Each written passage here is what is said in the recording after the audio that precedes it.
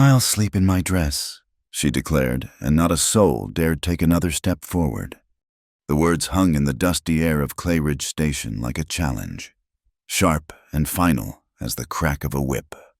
Clarabeth Rowan stood on the wooden platform, her traveling trunk at her feet, her spine as straight as the telegraph poles that stretched endlessly across the prairie. At 27, she was what folks back in Boston had called uncommonly tall for a woman, a phrase she'd heard whispered behind gloved hands at tea parties and murmured in dress shops where nothing ever fit quite right. The afternoon sun beat down mercilessly, turning the unpainted buildings of Main Street into a collection of gray shadows. Dust devils danced between the weathered storefronts, and, somewhere, a loose shutter banged against clapboard siding in the hot wind. This was Clay Ridge, a town that existed because the railroad needed a water stop and cattle needed a place to rest before the final push to market. Dean Holbrook stood 15 feet away, his Adam's apple working like he was trying to swallow something bitter. He wasn't what Clarabeth had expected from his letters, those carefully penned pages that had spoken of building a life together, of needing a strong woman to help run his general store, in person. He was smaller than his words had suggested, narrow-shouldered and pale despite the western sun. His mother, a formidable woman in black bombazine despite the heat, stood beside him with her mouth pursed like she'd been sucking lemons. "I'm sorry, Miss Rowan," Dean finally managed, his voice thin as wheatgrass. "It's just, you're not quite what that is to say, Mother thinks—" "Your mother thinks I'm too tall." Clarabeth's voice was steady as granite. She'd traveled 1,500 miles on promises written in ink, had sold everything she owned except what fit in the trunk beside her. "Your mother thinks I'll make you look small." Mrs. Holbrook's chin lifted. A proper wife should compliment her husband, not overshadow him. It's simply not seemly, a woman of your stature. The small crowd that had gathered to meet the afternoon train, always an event in a town where entertainment was scarce, shifted uncomfortably. Clarabeth recognized the type's ranch hands in worn chaps, their faces burned brown as leather, townswomen in calico and gingham, pretending not to stare while they drank in every detail of the scene. A few merchants in their city-bought suits, already calculating how this gossip would spread. "I see." Clarabeth bent to pick up her trunk, the movement graceful despite her height, her dress, a practical traveling suit of brown serge that had seemed so sensible in Boston, was now dust-covered and wrinkled from 3 days on the train. She'd sewn it herself, adding extra length to the skirt and sleeves, proud of how well it fit. Now it felt like armor that hadn't protected her from the blow she should have seen coming. "Now, Miss Rowan," Dean stammered, "there's no need for harsh feelings. Mother and I would be happy to pay for your return passage." "Keep your money." The words came out harder than she intended. Clarabeth adjusted her grip on the trunk, feeling the weight of everything she owned pulling at her shoulders. "I'll make my own way." She turned toward the town's single hotel, a 2-story building with Clay Ridge House painted in fading letters across its false front. Behind her, she heard Mrs. Holbrook's sharp whisper, "Really, Dean, what were you thinking? The woman must be 6 feet tall if she's an inch. What would people say?" The hotel lobby was dim after the glare outside, smelling of old wood and tobacco smoke. The clerk, a thin man with pomaded hair, looked up from his ledger with professional interest that quickly turned to calculation as he took in her appearance alone, obviously just off the train, and clearly not meeting anyone. "Room for the night." His smile was the kind that made her skin crawl. "How much?" $1.50. 2 if you want a bath brought up. Highway robbery, but she was too tired to argue. Clarabeth reached for her purse, then stopped. The weight of what had just happened settled on her shoulders like a lead blanket. She had $43 to her name, her life savings after buying the train ticket, at $1.50 a night, plus food. "I've changed my mind," she said quietly. The clerk's smile widened. "Well now, I'm sure we could work out some sort of Arrangement. Clarabeth's hand found the handle of her trunk again. I said I've changed my mind. She left before he could respond, stepping back into the late afternoon heat. The sun was starting its descent toward the mountains, painting the sky the color of a fresh bruise. She needed to think, needed to plan. But first she needed to get away from the stares and whispers that followed her down Main Street. At the end of town, where the buildings gave way to scrub brush and the occasional cottonwood, she found what she was looking for, a livery stable, its wide doors open to catch any stray breeze. The familiar smell of hay and horses wrapped around her like a comfort. She'd grown up around horses back in Massachusetts, before her parents died and she'd been forced to make her way in the city. The stable was empty except for the horses in their stalls, stamping and blowing in the heat. Behind the main building, she spotted a small hay shed, its door hanging open. It wasn't much, just a three-sided shelter filled with loose hay, but it was dry and private. Clarabeth dragged her trunk inside and sat down heavily on a hay bale. Through the open side of the shed, she could see the town spreading out below, the mountains beyond painted purple in the growing dusk. Somewhere a coyote called, its lonely cry echoing across the emptiness. She should cry. Any normal woman would cry. But tears had never come easy to Clarabeth, not when her parents died. Not when she'd been turned away from position after position in Boston because she was too imposing for a governess, too tall for a shop girl, too much for anything respectable. Instead, she loosened the buttons at her throat and tried to breathe in the thin mountain air. Storm clouds were building over the peaks, dark and heavy with the promise of rain.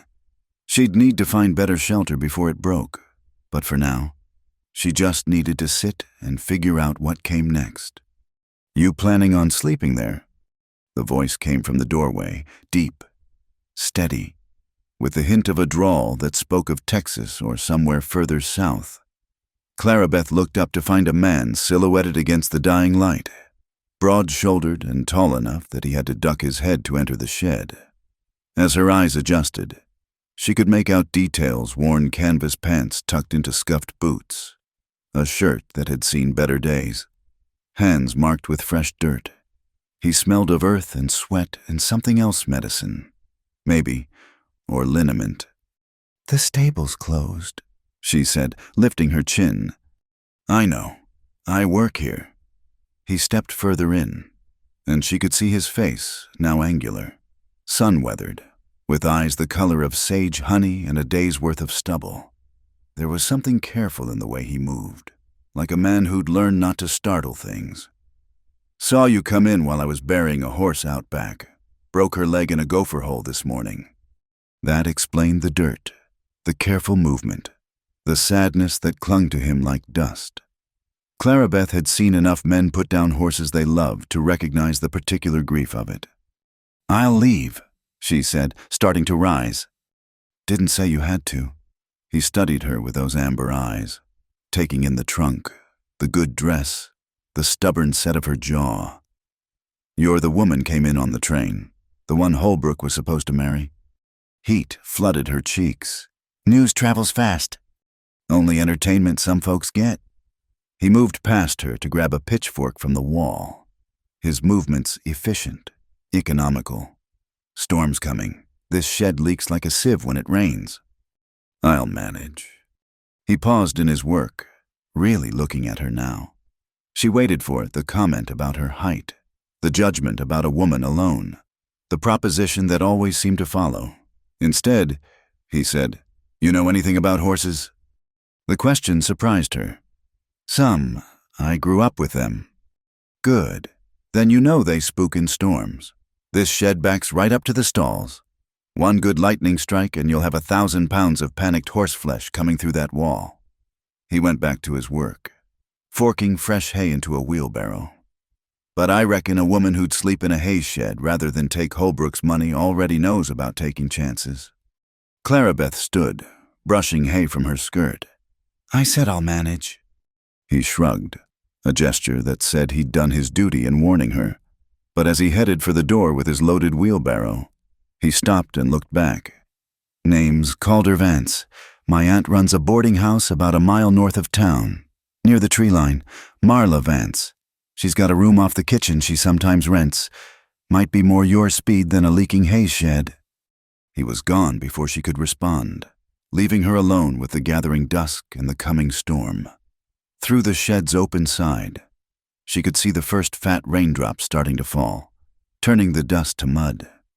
Lightning flickered over the mountains, still distant but moving closer.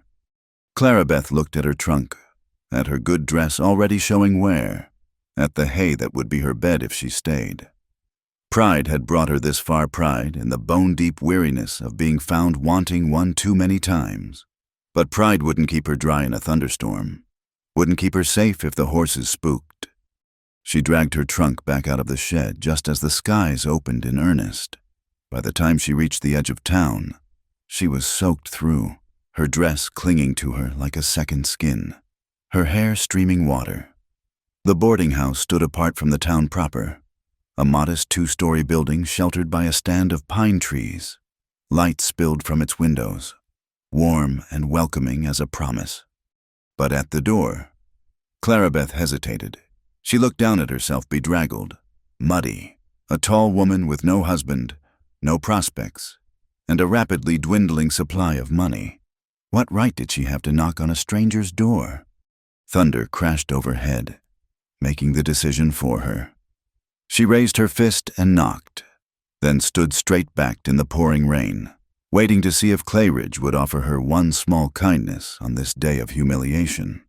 When the door opened to reveal a woman with silver-streaked hair and knowing eyes, Clarabeth lifted her chin and said the words that had become her armor. "I'll sleep in my dress, ma'am. I just need a dry place to do it." The woman, Marla Vance, surely studied her for a long moment. Then she stepped aside, opening the door wider. "Well then," she said, her voice carrying the faint trace of Irish roots, "you'd best come in before you catch your death. A woman who sleeps in her dress still deserves a roof over her head." And with that small grace, Clarabeth Rowan stepped out of the storm and into whatever came next. The kitchen was warm, almost too warm after the cold rain, and smelled of bread and coffee and something savory simmering on the stove. Clarabeth stood just inside the doorway, dripping steadily onto the rag rug, her trunk abandoned on the covered porch. Marla Vance moved with the efficiency of a woman who'd spent decades managing a household, pulling a worn quilt from a chest near the fireplace. "Strip down to your chemise and wrap yourself in this," Marla ordered, her tone brooking no argument. "That dress needs to dry if you're planning to sleep in it." Clarabeth hesitated. The kitchen was empty save for the two of them, but the windows glowed with lamplight, and she could hear voices from other parts of the house boarders, most likely, settling in for the evening. "I'll turn my back," Marla said, doing just that. "But you'll catch lung fever standing there soaked through, and then where will your modesty get you?" There was sense in that. Clarabeth's fingers, numb with cold, fumbled at the buttons of her bodice. The wet fabric clung stubbornly, and she had to peel it away like bark from a tree. She hung the dress carefully over a chair near the stove, then wrapped the quilt around herself, grateful for its warmth and the way it covered her from neck to floor. "There now." Marla turned back around, assessing her with sharp blue eyes. "You're taller than my nephew made out, but that's no sin. Sit yourself down and I'll get you something hot to drink." The coffee was strong enough to float a horseshoe, black and bitter and exactly what Clarabeth needed. She wrapped her hands around the tin cup, letting the heat seep into her bones while Marla bustled about, filling a plate with cornbread and beans from the pot on the stove. "Eat," the older woman commanded, setting the plate in front of her. "You've got the look of someone who's been traveling on hope and not much else." The food was simple but good, and Clarabeth realized she hadn't eaten since the stale sandwich she'd bought at a station stop that morning. Had it only been this morning, it felt like a lifetime ago before Dean Holbrook's pale face, before his mother's cutting words, before she'd found herself considering a hay shed as shelter. "My nephew said you came in on the afternoon train." Marla poured herself coffee and sat across from Clara Beth. Said Dean Holbrook took one look at you and turned tail like a spooked colt. Heat flooded Clara Beth's cheeks. Your nephew talks too much. Calder, Lord. No, that boy uses words like they cost him money. But he mentioned you might need a place to stay. Marla's eyes were knowing but not unkind. Also mentioned you were too proud to ask for help. So here we are, pretending I'm doing this out of Christian charity instead of because I could use someone around here who knows one end of a needle from the other. I beg your pardon. You made that dress yourself, didn't you? Marla gestured to where it hung steaming by the stove. Double-stitched seams, French cuffs, pin-tucked bodice. That's not shop work. That's the hand of someone who knows what she's doing. Clara Beth's fingers tightened on her coffee cup. I worked as a seamstress in Boston. Before you agreed to marry a man you'd never met and travel halfway across the country. There was no judgment in Marla's voice. Just curiosity. Before a lot of things. Clara Beth took another sip of coffee to avoid saying more. Before her parents died. Before she discovered that being tall and plain and good with her hands wasn't enough to secure respectable employment. Before the marriage advertisements in the newspaper had seemed like her only option. Thunder crashed overhead, rattling the windows. Both women glanced toward the door as it opened, bringing with it a gust of cold air and rain. Calder Vance ducked inside, water streaming from his hat and the oilcloth coat that covered him from shoulder to knee. Aunt Marla, he said by way of greeting, then noticed Clara Beth wrapped in the quilt, her hair hanging in damp strings around her shoulders. Something flickered across his face, not surprise exactly, but a kind of careful assessment. Miss Rowan. She'll be staying the night, Marla announced, as if daring him to comment. Maybe longer, if we can come to an arrangement. Calder hung his wet things on a peg by the door, revealing the same worn clothes Clara Beth had seen earlier, now liberally splattered with mud. He moved to the stove, holding his hands out to the warmth, and she noticed he favored his left side slightly, an old injury, perhaps, that troubled him in the damp. Storm's getting worse, he said, addressing his aunt but glancing at Clara Beth. Lost some shingles on the barn roof.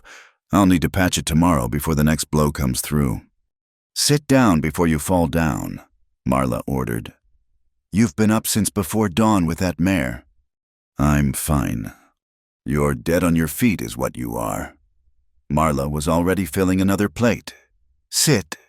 He sat, choosing the chair furthest from Clara Beth, though in the small kitchen that still put him close enough that she could see the lines of exhaustion around his eyes, the way his shoulders slumped when he thought no one was looking.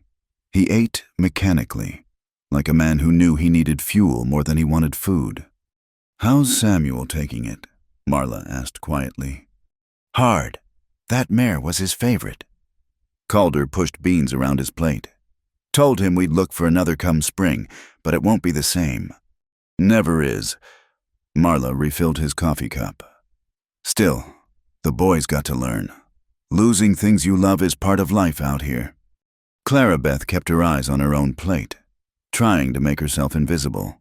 This was family conversation, private grief, and she was an interloper wrapped in a borrowed quilt with nowhere else to go. But she could feel Calder's gaze on her occasionally, quick glances that took in her bedraggled state, her careful stillness. You planning to stay in Clayridge, Miss Rowan? He asked suddenly. She looked up, meeting those amber eyes directly. I don't know yet. Not much work for unmarried women in a town this size. Unless you're planning to work at the Lucky Dollar. Calder James Vance. Marla's voice cracked like a whip. You'll not speak of such things at my table. I'm only saying what everyone else will be thinking. His tone was mild, but there was something underneath it, not cruelty, but a kind of testing. Woman alone, no connections, no wedding ring. People will talk. People always talk, Clara Beth said evenly. I've found they do it whether you give them reason or not. He studied her over the rim of his coffee cup. That's true enough. What I need, she continued, setting down her fork, is honest work that pays fair wages. I'm a seamstress, as your aunt noticed. I can also keep books, tend house, and work with horses. What I won't do is accept charity or pity or allow my circumstances to dictate my choices, even if those choices mean sleeping in a hay shed. Even then, a smile, just a slight upturn at the corner of his mouth, softened his weathered features. Aunt Marla, I think you've met your match. Oh, I figured that out the moment she knocked on my door looking like a drowned cat and announced she'd be sleeping in her dress. Marla's eyes twinkled. Takes a special kind of stubborn to hold on to dignity when you're soaked to the skin. The conversation drifted to other things the storm. The price of cattle. A fence that needed mending. Clarabeth listened with half an ear, exhaustion finally catching up with her. The warmth of the kitchen. The food in her belly. The steady patter of rain on the roof all combined to make her eyelids heavy. You're dead on your feet too, Marla observed. Come on, I'll show you where you can sleep.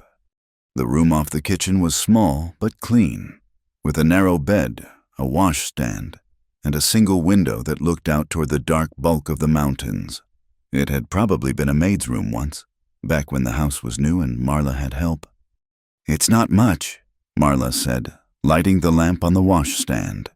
But it's dry, and the door locks from the inside. It's perfect. Clarabeth meant it. After the day she'd had, 4 walls and a roof felt like luxury. Marla paused at the door. That dress of yours should be dry by morning. There's a nightgown in the drawer if you've a mind to use it, though I won't take offense if you don't. Thank you. The words felt inadequate for the kindness being shown, but they were all Clarabeth had. We'll talk terms in the morning. I really could use help around here, and not just with the mending. These old hands aren't what they used to be, and Calder works himself too hard to ask him for more. She studied Clarabeth with those sharp blue eyes. I'm thinking room and board in exchange for help with the household work, plus a small wage for any sewing you take in from the townfolk. Would that suit? More than suit. Hope, tiny but persistent, bloomed in Clarabeth's chest. Good. Sleep on it, and we'll work out the details tomorrow. Marla turned to go, then paused. My nephew's a good man. Miss Rowan, rough around the edges maybe, but good clear through. Don't let his manner put you off. He's just protective of what's his. After she left, Clarabeth sat on the edge of the bed, still wrapped in the quilt. Through the thin walls, she could hear movement in the kitchen, the scrape of chairs, the clink of dishes being washed, low voices discussing the next day's work, normal sounds of a household settling for the night. She thought about unwrapping the quilt, putting on the nightgown Marla had mentioned, but the events of the day had left her feeling raw, exposed. The dress might be impractical for sleeping, but it was hers, made by her own hands to her own measurements. Tomorrow she'd have to face the town, face the whispers and stares and speculation. Tonight, she needed whatever armor she could find. A soft knock at the door interrupted her thoughts. Miss Rowan? Calder's voice, quiet enough not to carry. She stood, pulling the quilt tighter. Yes. Your trunk's outside the door. Thought you might want your things. By the time she opened the door, he was gone. But her trunk sat in the hallway, slightly damp but intact. She dragged it inside, grateful for this small kindness from a man who seemed to specialize in them, warning her about the hay shed, mentioning his aunt's boarding house, making sure she had her belongings. As she prepared for bed, still in her chemise rather than the dress that hung in the kitchen, Clarabeth allowed herself one moment of pure honesty. She was frightened of what tomorrow would bring, of how she'd survive in a town where she'd already been marked as unwanted. But underneath the fear was something else, a stubborn spark that refused to be extinguished. She'd sleep in her dress if she had to, though tonight, thanks to the unexpected kindness of strangers, she wouldn't need to. And tomorrow, she'd face whatever came with her spine straight and her head high. The rain continued to fall, steady and sure, washing the dust from the streets and the bitterness from the day. In her small room off the kitchen, Clarabeth Rowan finally slept, dreaming of nothing more troublesome than the sound of water on the roof and the distant rumble of thunder moving away across the plains. Morning came with pale light filtering through the pine trees and the sound of someone splitting wood in the yard. Clarabeth woke slowly, momentarily disoriented by the unfamiliar room and the narrow bed that actually fit her length. Her dress hung on the back of the door where she'd retrieved it the night before, dry now, but wrinkled beyond redemption.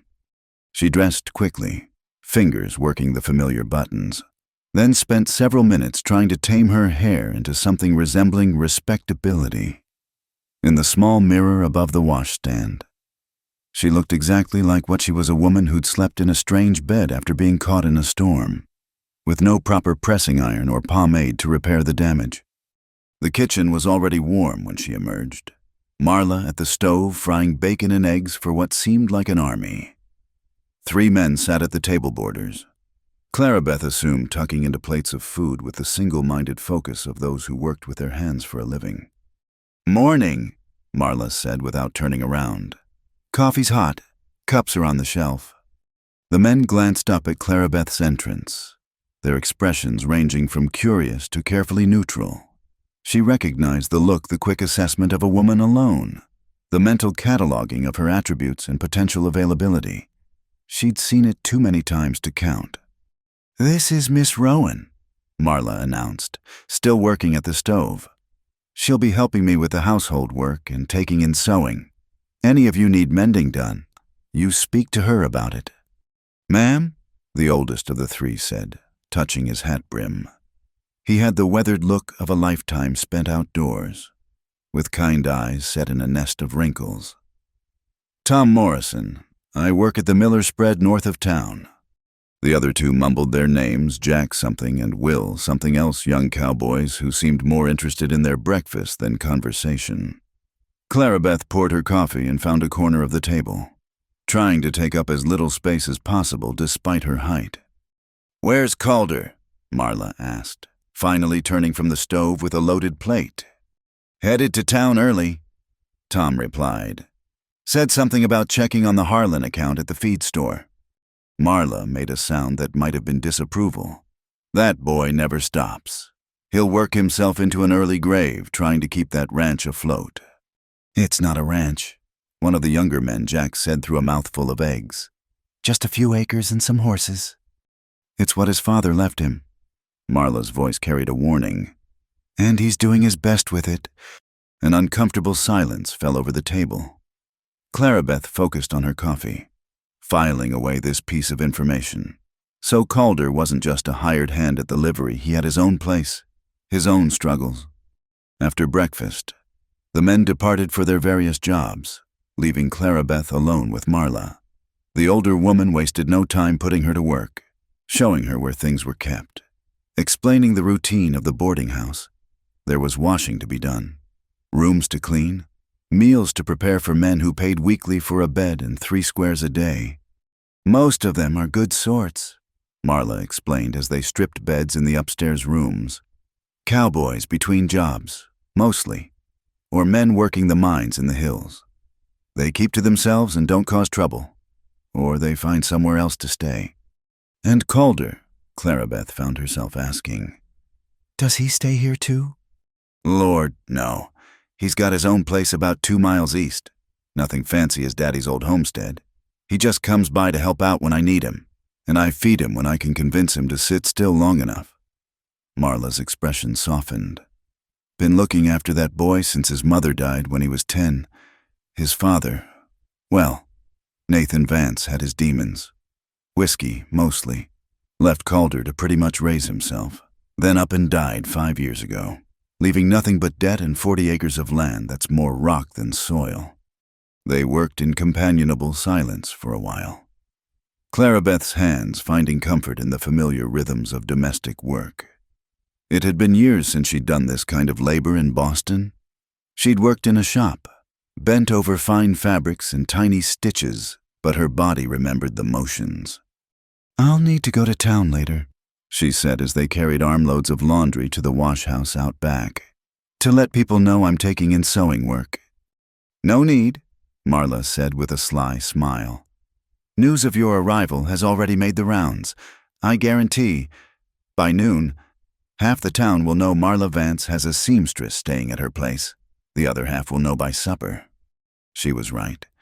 They'd barely started the washing when the first visitor arrived, a timid woman named Mrs. Patterson with a torn Sunday dress. Then came Mrs. Engelmann with a pile of her husband's shirts that needed buttons, followed by the banker's wife with a corset that needed new stays. I heard you were from Boston, this last woman said, eyeing Clara Beth with barely concealed curiosity. You must find Clayridge quite rustic. I find it suits me well enough, Clara Beth replied evenly, keeping her eyes on the corset seams she was examining. Still, it must be difficult. I heard about what happened with Mr. Holbrook. The woman's voice dripped with false sympathy. Such a disappointment for you both, I'm sure.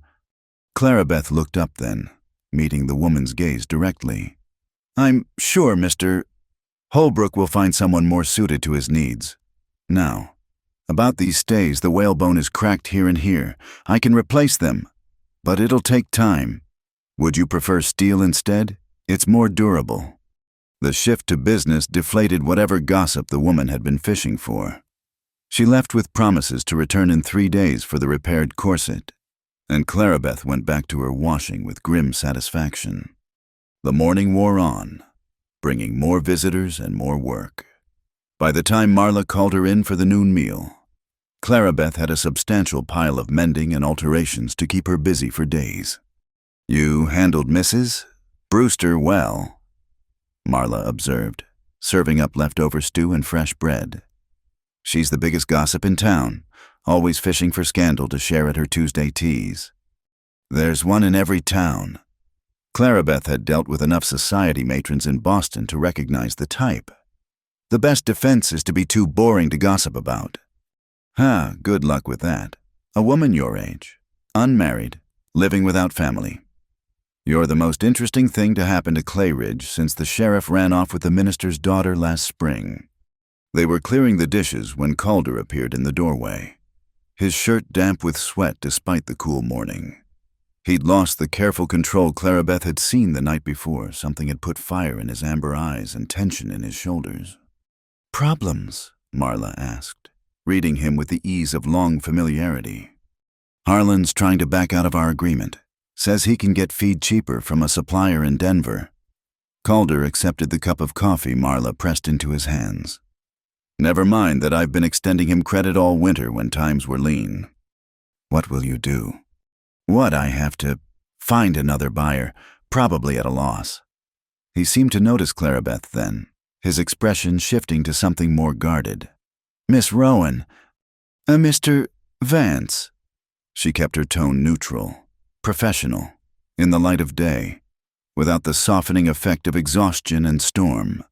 She could see him more clearly, the premature lines around his eyes, the calluses on his hands, the way he held himself like a man expecting the next blow. I should thank you for your help last night, with my trunk.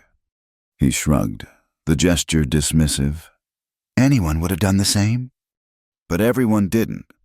She turned back to the dishes, giving him the space he seemed to need. Behind her, she heard Marla murmuring something about food, heard Calder's quiet refusal. Can't stay. Need to get back to the ranch. That fence won't mend itself, and I've got a buyer coming to look at the yearlings tomorrow. You need help with those yearlings? Marla asked. Tom Morrison's between jobs right now. Can't afford help. The words came out flat. Final. I'll manage. He was gone before either woman could argue, leaving his untouched coffee cooling on the table. Marla sighed, looking every one of her 60-odd years. Stubborn as his father, but without the meanness. Nathan Vance was a hard man, made harder by whiskey and disappointment. But Calder, she shook her head.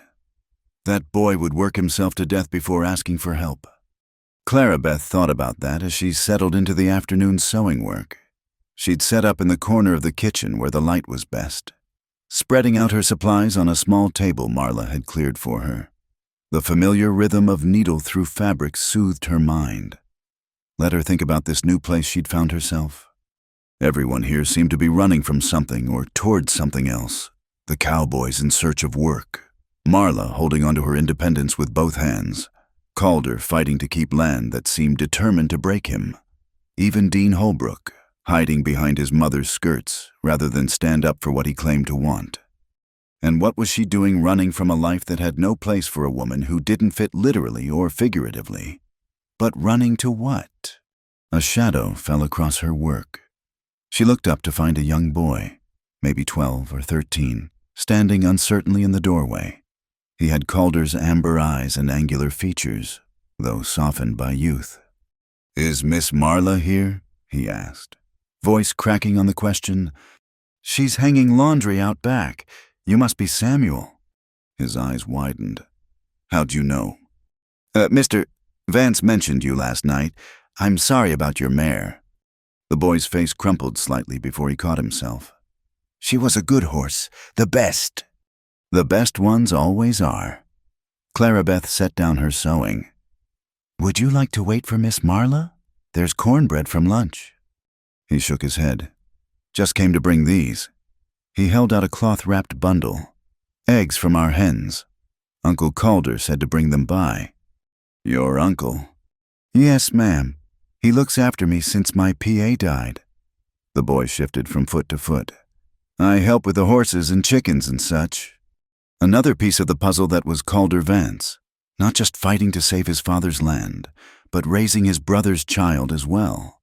Clarabeth took the eggs carefully, noting how thin the boy's wrists were, how patched his clothes. "Thank you, Samuel. I'm sure Miss Marla will appreciate these." He turned to go, then paused. "Ma'am, is it true you came from Boston?" "Yes." "What's it like, the city?" Clarabeth considered her answer carefully. "Loud, crowded, full of people who don't know your name." She smiled gently. "Nothing like here. Uncle Calder says I might go to school there someday, if we can save enough." The wistfulness in his voice made her heart ache. "Education's important," she agreed.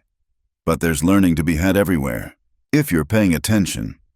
He smiled then, quick and bright, and she saw what Calder might have looked like before life wore him down.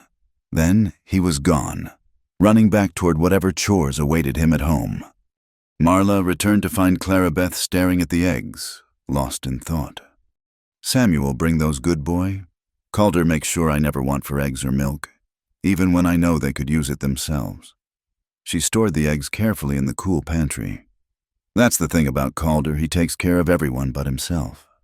The afternoon deepened into evening, bringing the boarders back for supper and more mending work from townswomen who'd heard about the seamstress at the Vance boarding house.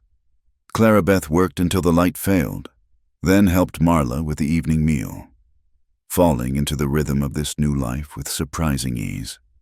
But that night, alone in her small room, she stood at the window looking out toward the mountains and wondered what tomorrow would bring. She'd found shelter, work, a measure of acceptance. But she'd also found complications, a town full of gossips, a makeshift family struggling to survive, and a man with amber eyes who carried the weight of the world on his shoulders. She pressed her palm against the cool glass of the window, watching clouds drift across the stars. Somewhere out there, Calder Vance was probably still working, mending fences or tending horses or doing whatever needed doing to keep his small corner of the world from falling apart. "I'll sleep in my dress," she whispered to the darkness, the words that had become both armor and promise. But tonight, wrapped in a borrowed nightgown in a room she was already beginning to think of as hers, they felt less like defiance and more like choice. A week passed in a blur of needlework and wash-day routines.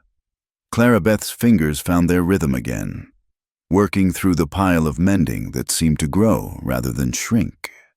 Word had indeed spread quickly the seamstress at Marla Vance's boarding house was skilled, fair in her pricing, and didn't gossip about what she overheard while fitting clothes.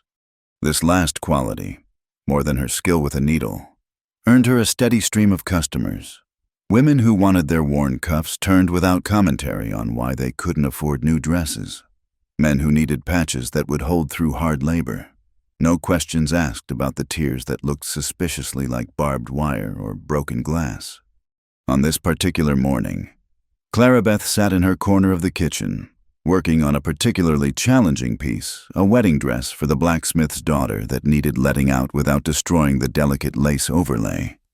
Her back ached from hunching over the fine work, but she didn't stop. The girl needed the dress by Saturday, and Clarabeth had given her word.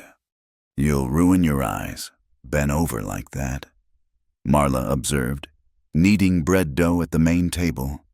"Take a break. Walk around the yard, stretch your legs." "Just a few more seams," Clarabeth murmured, not looking up. "Lord save me from stubborn women." Marla's voice carried fond exasperation. "You're as bad as Calder, working yourself to the bone." At the mention of his name, Clarabeth's needle paused. She'd seen him only twice since that first night brief encounters when he brought eggs or helped with some heavy lifting. Each time, he'd been polite but distant, as if that moment of connection in the storm had been something to step back from. "Speaking of Calder," Marla continued, as if reading her thoughts, "he'll be by this afternoon. Lost some shingles in that wind yesterday, and my old bones aren't climbing on any roof." Clarabeth made a noncommittal sound and returned to her work, but as the morning wore on, she found herself glancing toward the door more often than necessary, which was foolish. She had no claim on Calder Vance's attention, no reason to feel disappointed by his absence. He arrived just after the noon meal, when the house was quiet and most of the boarders were back at their jobs. Clarabeth heard his voice in the yard, giving instructions to Samuel about holding the ladder steady. She stayed at her sewing, determined not to appear eager or interested. But then Marla called out, "Clarabeth, could you spare a moment? Calder's torn his shirt something awful." She looked up to find him standing in the doorway, indeed wearing a shirt with a jagged tear from shoulder to elbow. There was a streak of blood on the fabric, though he didn't seem to notice it. "It's nothing," he said quickly. "Just caught it on a nail." "Nothing, he says, bleeding all over my clean floor." Marla bustled forward with a wet cloth. "Sit down and let me see." "I don't have time." "Sit." He sat, jaw tight with impatience or embarrassment. Marla peeled back the torn fabric to reveal a gash along his upper arm. Not deep, but angry-looking. "This needs cleaning properly," she declared. "Clarabeth, there's carbolic in the cupboard. And bring the sewing basket, this'll need stitches." "The shirt or the arm?" Clarabeth asked dryly, already moving to fetch what was needed. "Both, likely." Marla shot her nephew a stern look. "When's the last time you had this shirt off? It's filthy." "I've been working." "You've been living like a bachelor too long is what you've been doing." She helped him ease out of the ruined shirt, revealing a torso marked by hard labor, lean muscle, old scars, and new bruises in various stages of healing. "When's the last time you had a proper meal?" "I eat. Coffee and jerky isn't eating."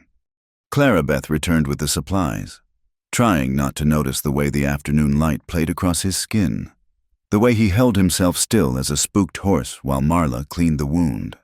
She focused on the shirt instead, examining the tear. "This is beyond mending," she said. "The fabric's too worn. It'll just tear again."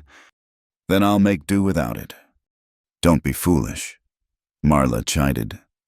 "Clarabeth, there's cloth in the trunk upstairs, that blue chambray I bought last month. Make him a new shirt." "I can't pay for—" Calder started. "Then work it off fixing my roof." Marla interrupted. "Unless you plan to go through winter half naked."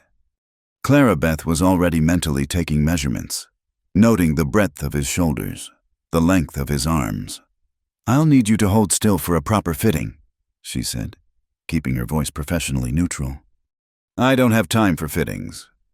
"Then you'll get a shirt that fits like a grain sack." She met his amber eyes steadily. "Your choice." Something shifted in his expression, surprise, maybe at being challenged. "Fine, but make it quick." She fetched her measuring tape and the chambray cloth, trying to ignore the way Marla smiled knowingly as she finished bandaging Calder's arm. Taking measurements required proximity, required touching, and Clarabeth kept her hands steady through sheer force of will. "Arms out," she instructed, wrapping the tape around his chest. He complied silently, but she could feel the tension in him, the careful way he held his breath. "You can breathe," she said quietly. "I'm not going to break." A sound that might have been a laugh escaped him. "That's usually my line." She moved around to measure his back, noting old scars she didn't ask about. One in particular caught her attention, a long, jagged line that ran from shoulder blade to ribs, clearly old but still prominent. "Barbed wire?" she found herself asking. "Horse." His voice was neutral. "When I was 15, my father had been drinking, left the gate open. Stallion got into the grain, got colic. I tried to help him, but—" He shrugged, the movement pulling at the new bandage. "Horses don't think straight when they're in pain." Clarabeth's hands stilled on the measuring tape. She thought of Samuel's casual mention of his uncle raising him, of Marla's careful words about Nathan Vance's demons.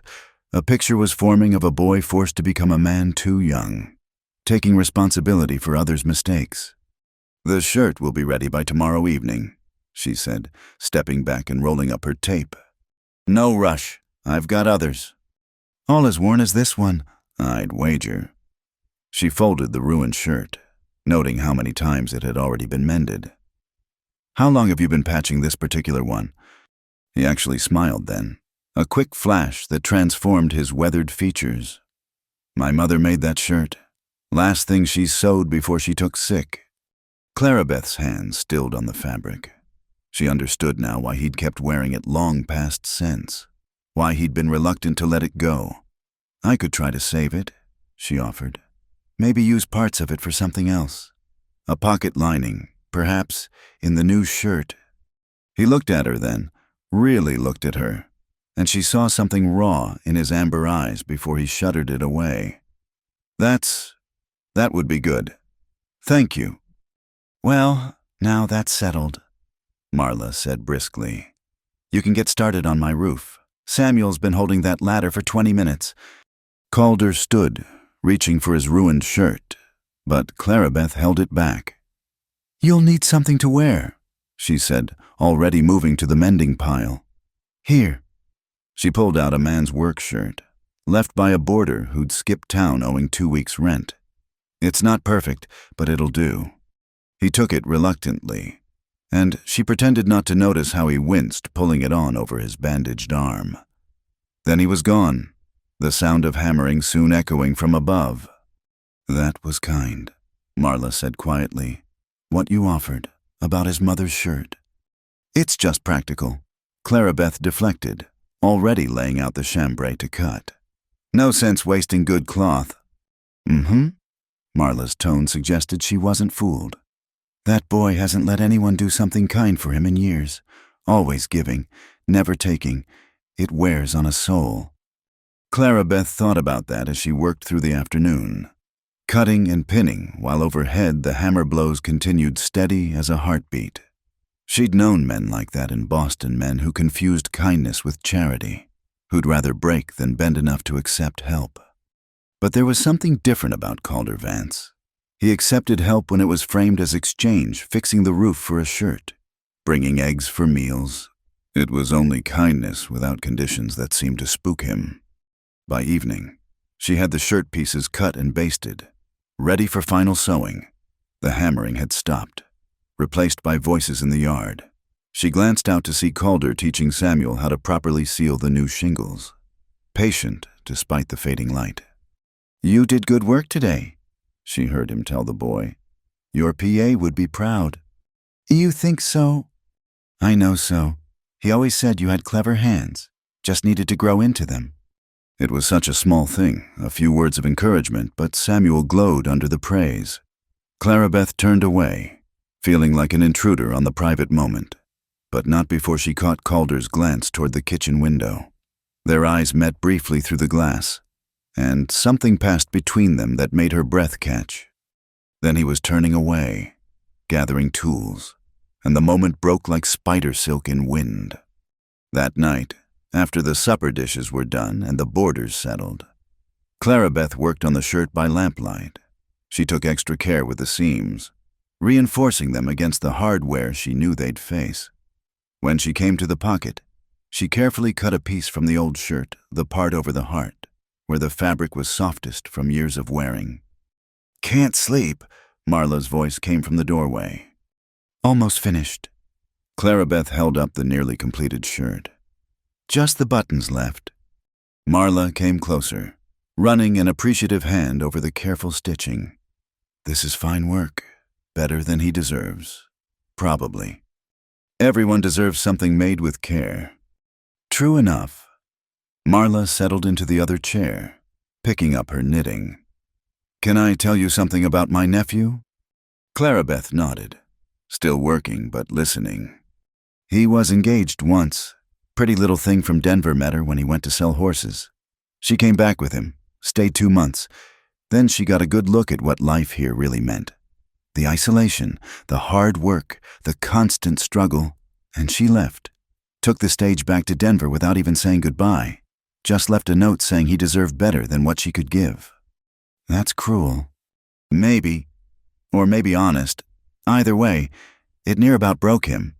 Not the leaving, I think he expected that. But the idea that he wasn't worth staying for." Marla's needles clicked steadily. "He hasn't let anyone close since. Easier that way. He figures.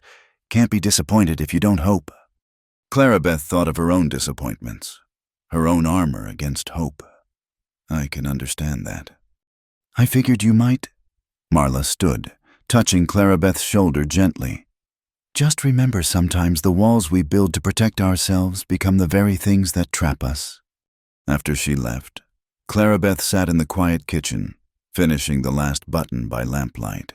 She thought about walls and armor, about men who worked themselves to exhaustion rather than ask for help, about women who declared they'd sleep in their dresses rather than be vulnerable. Tomorrow she'd give Calder his new shirt, and he'd probably just nod and mention the work he'd done on the roof, making it an exchange rather than a gift. But tonight, in the quiet, she allowed herself to imagine what it might be like if they could both lower their walls, even just a little. The shirt lay finished in her lap, and she ran her fingers over the pocket where his mother's handiwork rested against the new cloth past and present stitched together, strong enough to last. The Saturday market filled Clay Ridge's main street with wagons, tents, and tables laden with goods from across the territory. Farmers brought their harvest vegetables. Ranchers sold leather goods and wool. Traveling merchants displayed everything from patent medicines to precious ribbons. It was the social event of the month, where business mixed with gossip and courtship played out under the guise of commerce. Clarabeth had been reluctant to go, but Marla insisted. "You need fabric for winter clothes, and I need preserving jars. Besides, hiding away just makes the gossips talk more." So here she stood beside Marla's booth. The older woman sold her famous apple butter and pickled vegetables, trying to look busy, arranging jars while the townspeople streamed past. Some nodded politely, others stared openly, and a few whispered behind their hands. The woman who'd come to marry Dean Holbrook and ended up at Marla Vance's boarding house was still a subject of speculation. "Miss Rowan," a cheerful voice called out. She turned to see Samuel weaving through the crowd, his arms full of something wrapped in burlap. "Uncle Calder sent these for you to sell. He says you'll know what to do with them." She unwrapped the bundle to find leather goods belts, knife sheaths, and small pouches all beautifully tooled with simple designs. The craftsmanship was excellent, the kind of patient work she recognized from her own sewing.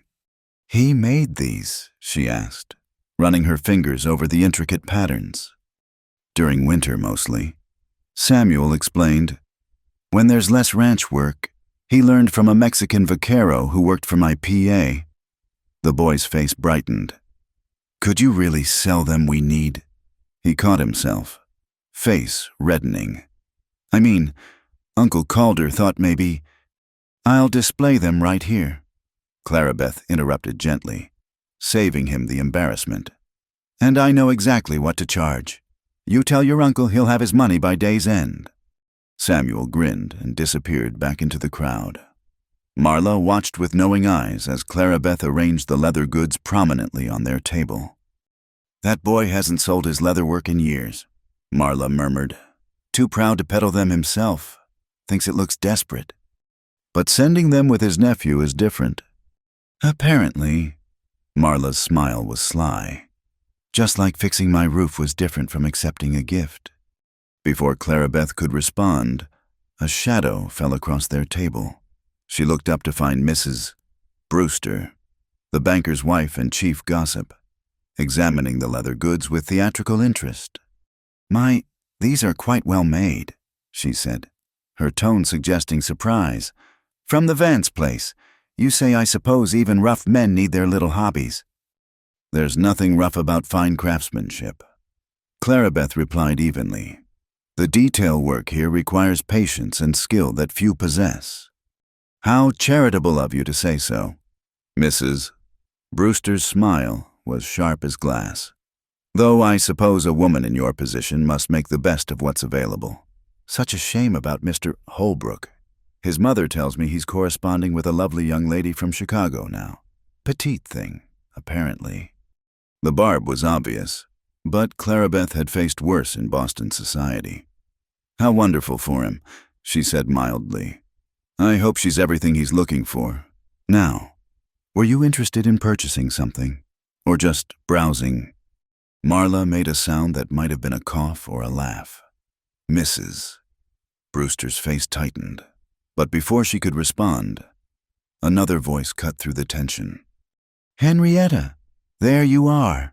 A small, elegant woman appeared at Mrs. Brewster's elbow, dressed in traveling clothes that screamed city money. "Father's looking for you. Something about the investment papers." "Mrs." Brewster's demeanor changed instantly to fawning deference. "Of course. Willa, I'll come directly." She shot Clarabeth one last look before hurrying away. The woman Willa remained, studying Clarabeth with cool assessment. She was everything Clarabeth wasn't: small, delicate, with perfectly arranged blonde hair and clothes that fit like they were made for her, which they probably were. "You're the seamstress," Willa said. It wasn't a question. "I am. I heard you're quite skilled. I may have some work for you while I'm in town." Her gaze drifted to the leather goods, and something flickered in her expression. "These are Calder's work." Again, not a question. Clarabeth felt Marla tense beside her. "They're for sale, if you're interested," Clarabeth said carefully. Willa picked up one of the knife sheaths, turning it over in her gloved hands. "He made this for me once. A little purse with flowers tooled all around. I left it behind when She set the sheath down precisely. "Well, that's old history now." She walked away without purchasing anything, leaving a wake of whispers. Clarabeth turned to Marla, who was watching the crowd with troubled eyes. "Let me guess," Clarabeth said quietly. "That was the fiancé from Denver." "Willa Prescott. Her father owns half the territory's silver mines. She's visiting the Brewsters. Her father's considering investing in the bank." Marla shook her head. Of all the times for her to come back. The rest of the market day passed in a blur. The leather goods sold well. Ranchers recognized quality when they saw it, and Clarabeth found herself defending the prices more than once. By afternoon, she'd sold everything except one belt, which she set aside for reasons she didn't examine too closely. She was packing up the empty burlap when she saw him. Calder stood at the far end of the street, talking with a horse trader, but his eyes kept drifting toward their booth. When he saw her watching, he touched his hat brim and turned away. "Go on," Marla said suddenly. "Take him his money. I can manage here. He's busy. He's avoiding different thing entirely." Marla gave her a gentle push. "Go on, before he finds another excuse to disappear." Clarabeth counted the money carefully into a small pouch, one of Calder's own making, and made her way through the thinning crowd. He saw her coming and stilled, like a deer scenting danger. Samuel delivered your goods, she said without preamble, holding out the pouch. Everything sold except this. She showed him the belt. I thought Samuel might like it, for his birthday or Christmas. He took the pouch slowly, hefting its weight with surprise. This is too much. It's exactly right. Your prices were too low. I adjusted them. She met his startled look steadily. Quality work deserves quality prices. If you undervalue it, others will too. Speaking from experience. Perhaps. He tucked the pouch inside his coat, then surprised her by saying, "Walk with me, I need to check on my horses at the livery." They walked in silence at first, navigating the debris of market day. Clarabeth was acutely aware of the stares they drew the too-tall spinster and the struggling rancher, an odd pair by any measure. "I saw Willa earlier," she said finally. His jaw tightened. "I heard she was in town." "She recognized your work, said you'd made her a purse once." "Long time ago." His voice was carefully neutral. Different man then, fool enough to think pretty words meant something. They'd reached the livery stable. Inside, horses stood in stalls, munching hay and stamping occasionally. Calder moved among them with easy familiarity, checking water buckets and running his hands along flanks, reading their health through touch. "This one's new," he said, stopping at a stall containing a bay mare. "Bought her this morning. Good bloodlines. Should throw strong foals. Building for the future, then—" He glanced at her sharply. "Man has to, even when the present's doing its best to bury him."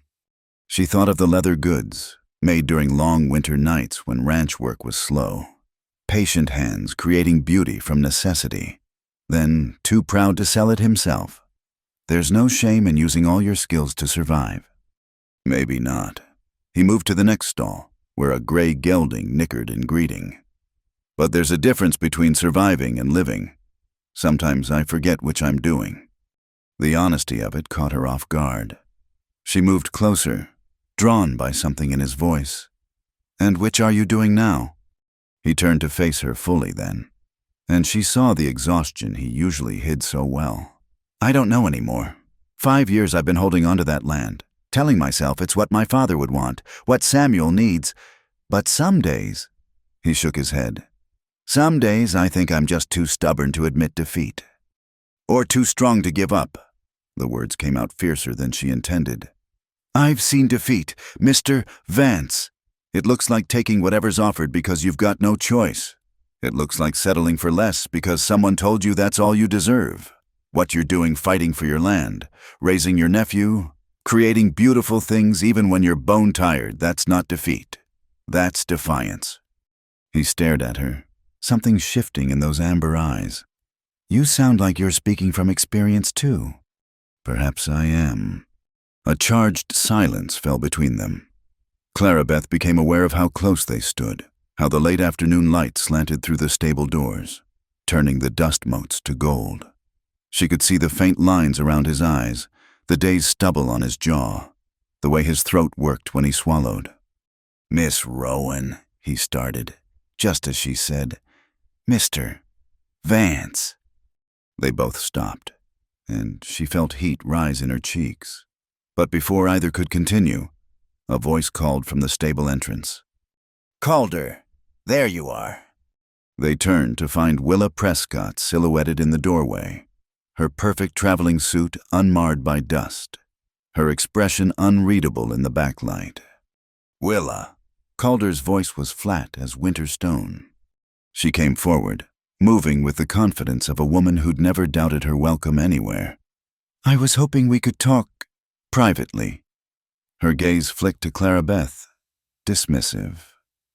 "If you're finished with your business here." Clarabeth felt the walls slam back up around Calder, saw his shoulders square and his jaw set. The man who'd spoken of defiance and defeat was gone, replaced by cold courtesy. "Miss Rowan was just leaving," he said quietly. It was a dismissal, polite but clear. Clarabeth lifted her chin, pride stiffening her spine. "Of course. Good day. Mr. Vance, Miss Prescott." She walked out of the stable with measured steps, refusing to hurry despite the burning in her chest. Behind her, she heard Willa's voice, low and intimate, though the words were lost. The sun was setting by the time she reached the boarding house, painting the sky in shades of rose and gold. Marla took one look at her face and put the kettle on without a word. "She came to the stable," Clarabeth said finally, sitting at the kitchen table. "Wanted to talk to him. Privately." Marla poured tea, strong and black. "And he let her—" "He asked me to leave." "That boy's a fool." Marla sat across from her. "But then, most men are when it comes to women who hurt them once. They think it'll be different the second time."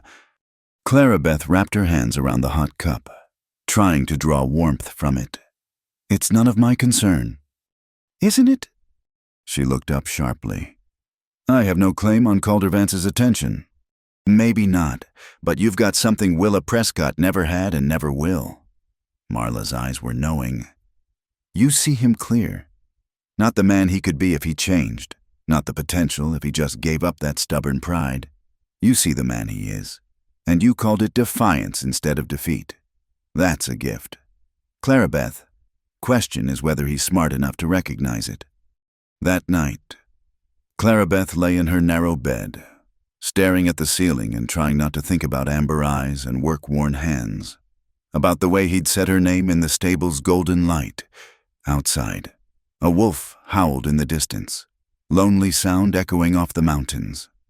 She pressed her palm against her chest where something ached, strange and unfamiliar. She'd come to Clay Ridge running from one kind of disappointment, only to find another waiting. But this one felt different, sharper, deeper, more dangerous to the walls she'd built around her heart. "I'll sleep in my dress," she whispered to the darkness. But tonight, the words felt less like armor and more like a lie she told herself to keep from hoping too much. 3 days passed without word from the Vance ranch. Clarabeth threw herself into her work, taking on more mending than she could reasonably handle, as if keeping her hands busy could quiet her mind. The new shirt she'd made for Calder sat folded on the shelf, still waiting to be collected. On the 4th morning, Samuel appeared at the kitchen door, mud-splattered and breathless from running. His face was pale beneath the dirt, eyes wide with something that looked like fear. "Please, Miss Clarabeth," he gasped out. "Uncle Calder needs he's hurt bad and won't let me fetch the doctor." Marla dropped the rolling pin she'd been using. "What happened?" "New stallion spooked, knocked him into the fence rail." Samuel's voice cracked. "He's bleeding something awful, but he says we can't afford—" The boy's composure finally broke, tears cutting tracks through the dirt on his face. Clarabeth was already untying her apron. "Marla, gather what medical supplies you have. Samuel, can you ride?" The boy nodded. "Good. Take Marla's mare and fetch Dr. Morrison. Tell him Marla Vance will vouch for the payment." She grabbed her shawl and the basket of supplies Marla was hastily filling. "I'll go ahead on foot." "I said he won't," Samuel started. "He will," Clarabeth said firmly. "Now go." The 2-mile walk to the Vance ranch had never seemed longer. Clarabeth half ran, half walked, her skirts kilted up to avoid the mud, the basket banging against her hip. The morning was cold, frost still clinging to the grass in shaded spots, and her breath came in visible puffs. The ranch, when she finally reached it, was smaller than she'd expected, a modest house with a sagging porch, a barn that needed paint, and a collection of corrals in various states of repair. But the fences were mended, the animals looked well-fed, and everything spoke of hard work, if not prosperity. She found Calder in the barn, slumped against a stall door, pressing a blood-soaked rag to his side. His face was gray beneath his tan, and his shirt, one of the worn ones he'd mentioned having, was torn and crimson. "Told that boy not to fuss," he said through gritted teeth when he saw her. "Don't need—" "Be quiet," Clarabeth said crisply, dropping to her knees beside him. "Save your breath for surviving." She peeled back the makeshift bandage, trying not to react to what she found. The wound was deep, running along his ribs, and bleeding steadily. She'd seen enough injuries on the farm to know this was beyond simple bandaging. "The new shirt," she said, pressing clean cloth to the wound. "Still on the shelf because someone's too proud to collect what he's already paid for with roof work." A sound that might have been a laugh escaped him. Seemed foolish, coming just for a shirt. More foolish to bleed to death for want of proper help. She worked as she talked, using his torn shirt to bind the bandages in place. "Though I suppose that would solve your problem with Willa. Dead men make poor husbands, even for rich women." His eyes sharpened. "That's not... I don't care what it is or isn't." She pulled the binding tight, making him gasp. "What I care about is keeping you alive long enough for the doctor to stitch you properly." Samuel's fetching him now. "Can't afford." "Then you'll owe Marla. Add it to your list of exchanges. Your pride for your life seems a fair trade to me." His hand caught hers suddenly, blood-stained fingers surprisingly gentle. "Why?" She knew what he was asking. "Why come running? Why care? Why him?" "Because someone should see you clear," she said quietly, echoing Marla's words. "Not who you could be, not who you were, just who you are. And who you are is worth saving. Calder Vance, whether you believe it or not." His grip tightened for a moment, then released. She busied herself checking the bandage, not trusting herself to meet his eyes. The barn was quiet except for the horses shifting in their stalls and Calder's labored breathing. "She came to say goodbye," he said suddenly. "Willa, getting married next month to some banker in Denver. Wanted closure, she called it." "And did she find it?" "Found out we never had anything to close." His voice was growing thready. "Just her playing at frontier life until something better came along. Told her as much." "Good," Clara Beth said fiercely. "Though your timing could use work. Having epiphanies while bleeding is rather inconvenient." This time his laugh was clearer. "Bossy woman. Someone has to be. You're certainly not managing well on your own." She heard horses approaching and breathed a prayer of relief. Dr. Morrison appeared in the barn doorway, bag in hand. Samuel hovering anxiously behind him. "Let's see what mess you've made of yourself this time. Vance," the doctor said, pushing Clara Beth gently aside. "Though from the looks of this bandaging, someone's already done half my work." While the doctor examined Calder, Clara Beth drew Samuel aside. The boy was trembling, reaction setting in now that help had arrived. "You did well," she told him quietly. "Fast thinking. Coming for help?" "He's going to be all right." The question was barely a whisper. "Dr. Morrison's the best in 3 counties. Your uncle's in good hands." She squeezed his shoulder. "Now, why don't you show me the house? We'll need hot water and clean cloths." The house was exactly what she'd expected, clean but sparse, with furniture that had seen better days and walls that needed paint. But there were unexpected touches too, a bookshelf filled with worn volumes, curtains that someone had embroidered with careful stitches, a child's drawing tacked to the wall. She set water to boiling and found what clean linens she could while Samuel hovered, needing to help but not knowing how. She set him to stoking the fire, then investigated the kitchen. The larder was nearly bare some salt pork, cornmeal, a few withered potatoes. "When's the last time you had a proper meal?" she asked. Samuel shrugged. "Uncle Calder makes beans mostly, sometimes bacon." No wonder the man looked exhausted. Working dawn to dusk on coffee and beans, too proud to admit he needed help. She rolled up her sleeves and got to work. By the time Dr. Morrison appeared, she had soup simmering and bread dough rising. The doctor's expression was grave, but not grim. "He'll live," he announced. "Though it was closer than I like. Lost a good bit of blood, and that wound needs watching for infection. He needs rest, real rest, not whatever he calls sleep normally." "He won't rest," Samuel said miserably. "There's too much work." The horses need tending, and the fence in the south pasture is down, and then the work will have to wait, the doctor said firmly.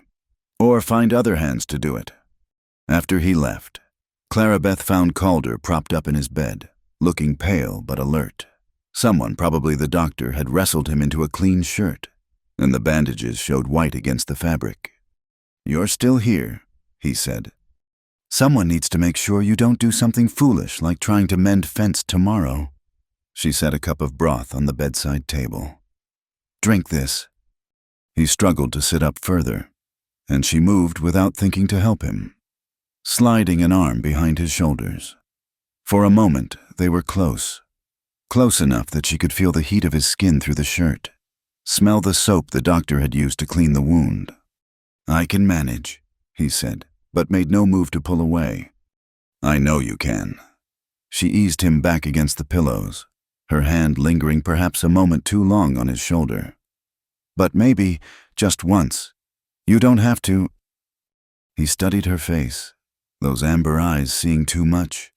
"You're not what I expected when you stepped off that train." Taller than advertised. Stronger. His voice was quiet, serious. "Dean Holbrook's a fool, but I'm grateful for his cowardice. Clayridge would be poorer without you." Heat flooded her cheeks. "You're feverish, talking nonsense." "Maybe." He reached for the broth, winced, and let her steady the cup for him. "Tell me about Boston. What was it like, living in a city?" So she told him, sitting in the chair beside his bed as afternoon shadows grew long. She talked about the crowds and the noise, the factories and the shops, the way you could be surrounded by people and still utterly alone. He listened, asking occasional questions, and she found herself sharing more than she'd intended about her parents' death, about the struggle to find work, about the 100 small humiliations that had driven her to answer a stranger's advertisement. "And now you're here," he said when she finally fell silent. "Tending stubborn ranchers who can't afford doctors." "Apparently so." She stood, suddenly aware of how long she'd been sitting there. "I should check on Samuel." Beth, the shortened name, stopped her at the door. "Thank you. For coming. For—" He gestured vaguely, encompassing the bandages, the soup, her presence. "For seeing clear." She nodded, not trusting her voice, and fled to the kitchen where Samuel was dutifully watching the bread. The boy looked up hopefully. "He's resting," she assured him. "The danger's past." Samuel's shoulders sagged with relief. "I thought, when I saw all that blood—" "I know." She checked the bread, then sat across from him. "But your uncle's tougher than he looks, and too stubborn to die owing people money." That earned her a watery smile. They worked together preparing a simple supper, and she showed him how to punch down dough and shape loaves. His hands were clever, picking up the technique quickly. "You'd make a fair baker," she told him. "Uncle Calder says I might go to school in the city someday. Learn to be something more than a ranch hand." The wistfulness was back in his voice. "And what would you want to be?" "A teacher, maybe, or someone who writes books." He ducked his head, embarrassed. "Foolish." "I know." "Not foolish at all. The world needs teachers and writers as much as it needs ranchers." She dusted flour from her hands. "Maybe more." They were cleaning up when hoofbeats announced visitors. Clarabeth looked out to see Marla arriving in her buggy, driven by Tom Morrison from the boarding house. "Came as soon as I could," Marla said, bustling in with another basket of supplies. "How is he?" "Stubborn," Clarabeth reported. "But he'll heal." "Good. Tom's offered to help with the ranch work for a few days. Others from town will pitch in too, once they hear." Marla fixed Clarabeth with a knowing look. "I've arranged for Mrs. Patterson to handle the boarding house for a few days. Figured you'd want to stay here, make sure our patient follows doctor's orders." Clarabeth felt her cheeks warm again.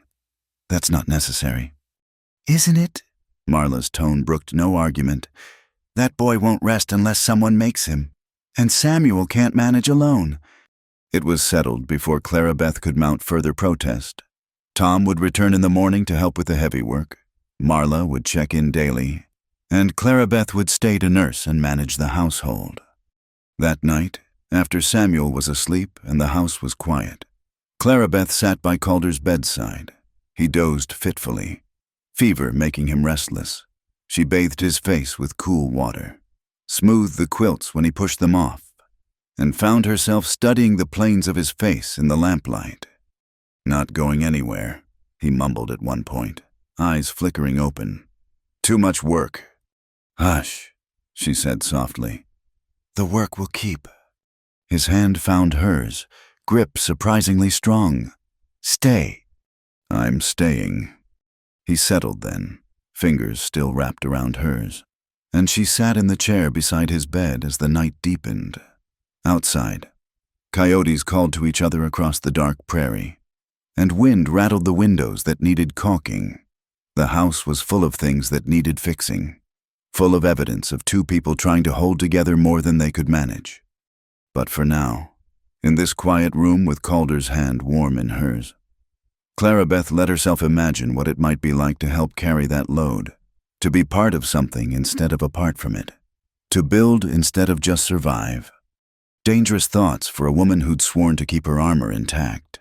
But here in the darkness, with this difficult man finally resting, she allowed them space to breathe.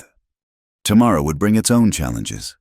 Tonight, she kept watch, and that was enough. By the end of the week, Calder was well enough to be insufferable. He insisted on getting out of bed despite doctor's orders, tried to sneak out to check the horses when he thought Clara Beth wasn't watching, and argued about everything from the seasoning in the soup to the propriety of her staying at the ranch.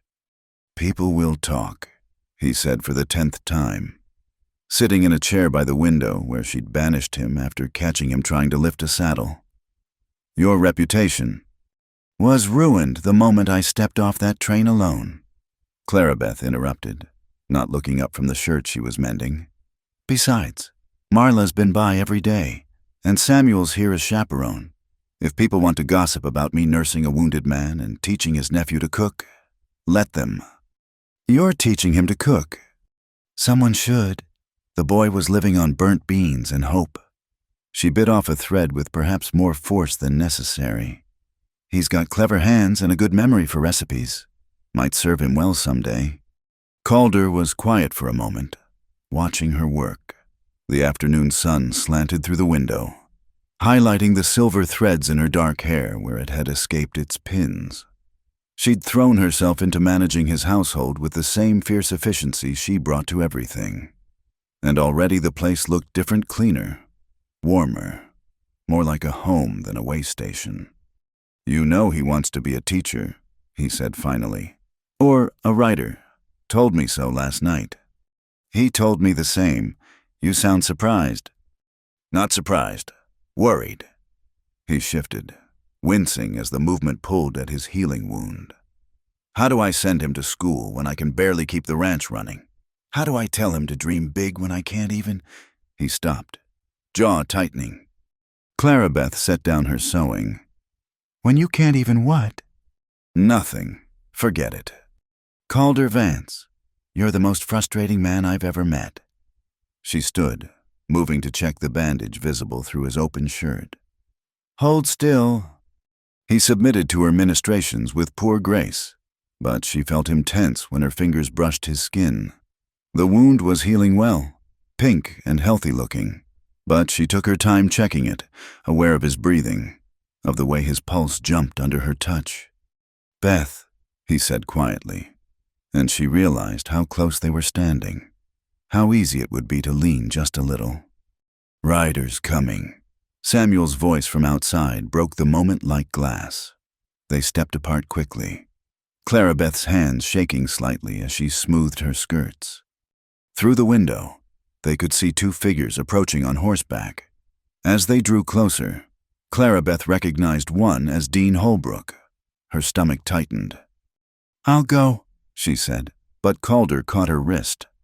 "No, this is my house. You belong here." The fierceness in his voice surprised them both. but he didn't take the words back. Dean and his companion, a thin, nervous man Clarabeth didn't recognize, dismounted in the yard. Samuel met them, polite but wary, and directed them to the house. Mr. Vance, Dean said, removing his hat as he entered. His eyes found Clarabeth and widened. Miss Rowan, I heard you were nursing Mr. Vance. Among other things, she said coolly. Did you need something, Mr. Holbrook? Dean flushed but forged ahead. Actually, we came on business. This is Mr. Garrett from the Denver Land Company. He gestured to his companion. He's interested in purchasing property in the area. Calder's expression went carefully blank. That's so. Yes, well, Mr.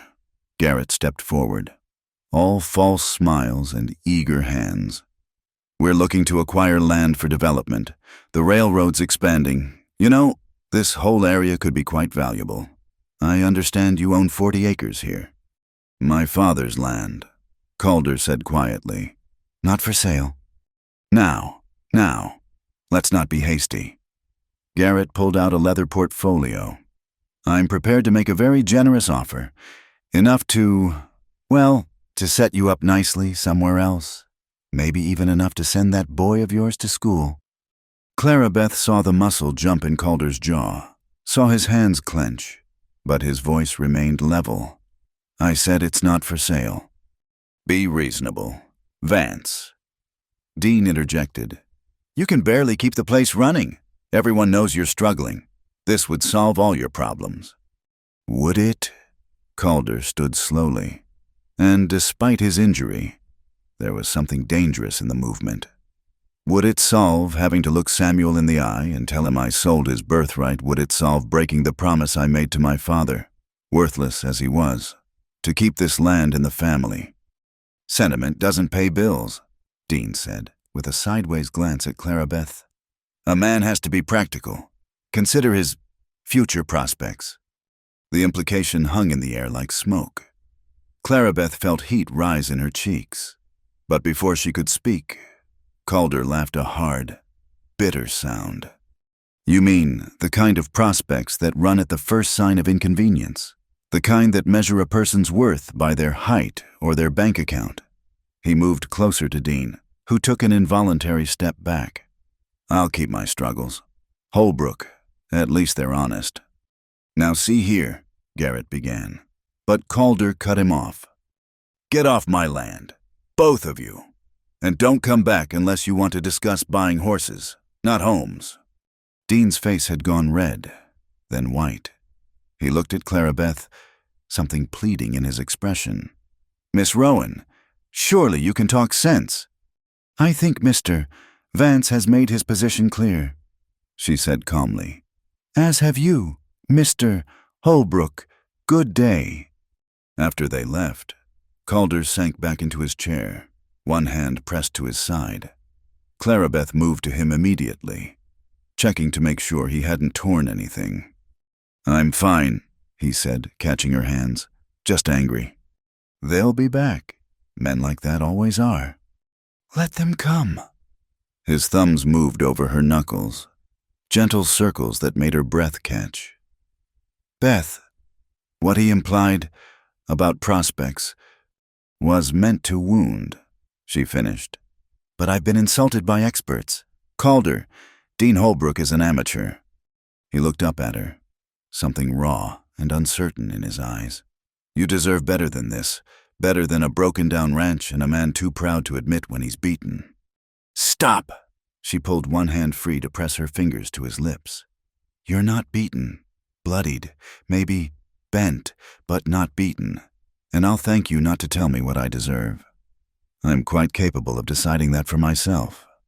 He caught her hand, pressing it to his cheek instead. What do you decide, then? The question hung between them, heavy with possibility. Clarabeth thought of all the careful walls she'd built, all the time she'd said she'd sleep in her dress rather than be vulnerable. But here was this man who'd bled in her arms, who fought for land that might break him, who made beautiful things in the dark winter nights and was too proud to value them properly. "I decide," she said slowly, "that some things are worth the risk." He turned his face to press a kiss to her palm, feather-light but searing. "Even broken things. Especially those. They're the ones that need the most care." A throat clearing from the doorway made them spring apart. Samuel stood there, trying hard not to grin. "Sorry to interrupt, but Tom Morrison's here to help with the evening chores. Should I tell him Uncle Calder's too busy courting to see him?" "Samuel James Vance." Calder's voice was strangled. The boy's grin broke free. "Just asking." He disappeared before Calder could respond. Clarabeth pressed her hands to her burning cheeks, caught between mortification and laughter. "That boy has terrible timing." Calder finished, but he was almost smiling. "And a big mouth. The whole county will know by tomorrow." "Let them know." The words surprised her with their fierceness. "I'm tired of hiding, tired of apologizing for existing. If they want to gossip about us, at least give them something true to talk about." He reached for her hand again, lacing their fingers together. "You sure this isn't Boston? Beth, small towns have long memories and sharp tongues." "Then we'll give them something better to remember." She squeezed his fingers. "Besides, someone needs to make sure you don't sell the ranch to the first snake oil salesman who offers. Call it self-interest." "That all it is self-interest?" She looked at him, this proud, stubborn, impossible man who created beauty and refused to see it, who carried everyone else's burdens and none of his own value. "No," she said simply. "It's not." He tugged her hand, drawing her down until she perched on the arm of his chair. His arm came around her waist, careful of proprieties even now close but not improper, intimate but respectful. "Stay," he said quietly. "Not just for the nursing, not just for Samuel. Stay." "I'm not going anywhere," she assured him. "Someone needs to teach you the value of what you have." "And what do I have?" She thought of the leather goods he crafted, the boy he was raising, the land he refused to surrender, the way he'd kissed her palm like it was precious. "More than you know," she said, "so much more than you know." They sat together as the sun set, watching through the window as Samuel helped Tom with the horses. As the life of the ranch went on around them, tomorrow would bring new challenges, gossip to weather, work to manage, decisions to make about a future that suddenly seemed full of possibility. But for now, Clarabeth let herself rest in the circle of Calder's arm, feeling the walls she'd built starting to crumble, replaced by something stronger. Not armor against the world, but a foundation to build on. No more sleeping in dresses. Calder murmured against her hair. Not alone, anyway. She should have been scandalized. Instead, she found herself laughing, free and light. "Mr. Vance, that's highly improper." "Woman, you just declared your intentions in front of my nephew. I think we're past proper." And perhaps they were. Perhaps that was the gift of starting over, the chance to make new rules, to build something that fit who they were rather than who they were supposed to be. The thought should have terrified her. Instead, for the first time since stepping off that train, Clarabeth felt like she was exactly where she belonged. The next morning brought exactly what they'd expected visitors. Word had indeed spread, and the good women of Clay Ridge came calling under various pretenses. Mrs. Brewster arrived first, bearing a pie that was clearly an excuse to gather intelligence. "I heard the most extraordinary thing," she said, settling herself in the kitchen while Clarabeth continued kneading bread. "That Dean Holbrook came here yesterday with some land developer." "He did," Clarabeth said evenly, not rising to the bait. "And that Mr. Vance sent them packing." "Mrs." Brewster's eyes glittered with curiosity. "My husband says that land could be worth a fortune if the railroad expands." "I'm sure Mr. Vance knows his own business best." "Still, a man in his position, and with a boy to raise." The woman's gaze sharpened. Of course, his prospects might be different now. if certain arrangements were being made. Clarabeth set down her dough with a thump. Mrs. Brewster, if you have something to ask, please do so directly. Otherwise, thank you for the pie. I'm sure Samuel will enjoy it. The woman's face flushed. Well, I never... No, Clarabeth agreed pleasantly. You never do ask directly. You hint and pry and hope someone else will say what you're thinking so you can repeat it without blame, but I'll save you the trouble. Yes, I'm staying here to help while Mr. Vance recovers. Yes, people will talk. And no, I don't particularly care. Now, was there anything else? Mrs. Brewster left in high dudgeon, but she was only the first. Throughout the morning, women found reasons to stop by returning dishes that didn't need returning, offering help that wasn't needed, fishing for gossip with varying degrees of subtlety. Calder, relegated to the porch where he could work on repairing tack without straining his wound, watched it all with growing amusement. You're terrifying them, he observed after Mrs. Patterson fled following a particularly direct set-down. Good. Maybe they'll learn to mind their own business. Clarabeth swept past him with an armload of laundry. Though I doubt it. Beth, his voice stopped her. You don't have to fight every battle. Some things just need time to settle. She turned to face him, seeing the concern in his eyes. I've spent my whole life letting things settle. Calder, waiting for people to see past my height, my circumstances, my choices. I'm done waiting. He set aside the bridle he'd been mending and stood, moving to her with only a slight favoring of his injured side. What are you fighting for, then? The right to make my own choices without the whole town weighing in. She set down the laundry basket, frustration making her voice sharp. The right to care about you without it being a scandal or a transaction or fodder for gossip. Is that what this is caring? The question was soft, but it hit her like a physical blow. She looked up at him, this man who'd somehow slipped past all her defenses, and felt the last of her walls crumble. You know it's more than that, she whispered.